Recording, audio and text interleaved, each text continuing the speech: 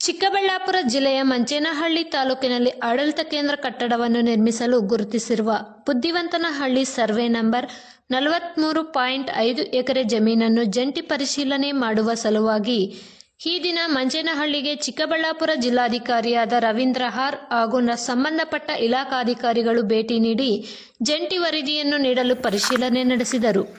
ಈ ಸಂದರ್ಭದಲ್ಲಿ ವಿಭಾಗಾಧಿಕಾರಿಗಳಾದ ಎಸಿ ಅಶ್ವಿನ್, ಕಾರ್ಯಪಾಲಕ ಅಭಿಯಂತರರು, ಸಹಾಯಕ ಕಾರ್ಯಪಾಲಕ ಅಭಿಯಂತರರು ಗೌರಿಬಿದನೂರು ಸುನೀತಾ, ತಾಲೂಕು ದಂಡಾಧಿಕಾರಿಯಾದ ದೀಪ್ತಿ ಎನ್, ರಾಜಸ್ವ ನಿರೀಕ್ಷಕಿ ಮಂಜುಳಾ, ಎಡಿಎಲ್ಆರ್ ನಿಖಿತಾ, ಪಿಎಸ್ಐ ಮೂರ್ತಿ ಸೇರಿದಂತೆ ಸಂಬಂಧಪಟ್ಟ ಇಂಜಿನಿಯರ್ಗಳು, ಇಲಾಖೆ ಅಧಿಕಾರಿಗಳ ಉಪಸ್ಥಿತಿಯಲ್ಲಿ ನೀಲಿ ನಕ್ಷೆಯಲ್ಲಿ ಬರುವ ಕಟ್ಟಡದ ಬಗ್ಗೆ ವಿವರಿಸಿದರು. ವರದಿ ಪದ್ಮಾವತಿ, ಮಂಚೇನಹಳ್ಳಿ. ಇಲ್ಲಿಂದ ನಮಗೆ ಬಫರ್ ಸರ್ಟಿ ಬೇಕು. ಇಲ್ಲಿ ಸರ್ ಗ್ರಿಡ್ ಇದೆಯಲ್ಲ, ಆ ಗ್ರಿಡ್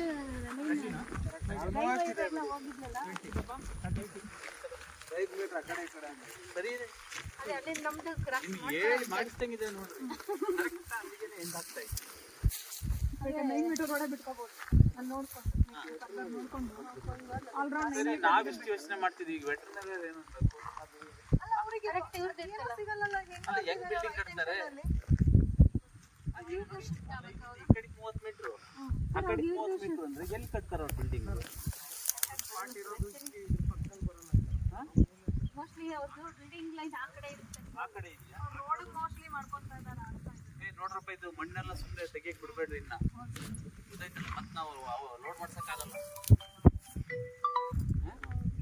ಇದು ಆಕ್ಚುಲಿ ನಮ್ಮ ಬೌಂಡ್ರಿಗೆ ಬರುತ್ತೆ. ಇದು ಮೇ ಬಿ ನೋಡಿ ಬಂತಲ್ಲ, ನಮ್ಮ ಬೌಂಡ್ರಿ ಒಳಗಡೆ. ನಮ್ಮ ಬೌಂಡ್ರಿ ಒಳಗಡೆನೆ ಈಗ ತೆಗೆದು ಬಿಟ್ರೆ 25 ಮೀಟರ್ ಅಂದ್ರೆ ಮೋಸ್ಟ್ಲಿ ಕರೆಕ್ಟ್ ಆಗಿ ಮಾಡಿದ್ದಾರೆ ಸರ್ ಅವರು. 25 ಮೀಟರ್ ಅಂತಲ್ಲ ಮೇಡಮ್, ಅದು ಬಿಟ್ಬಿಟ್ಟು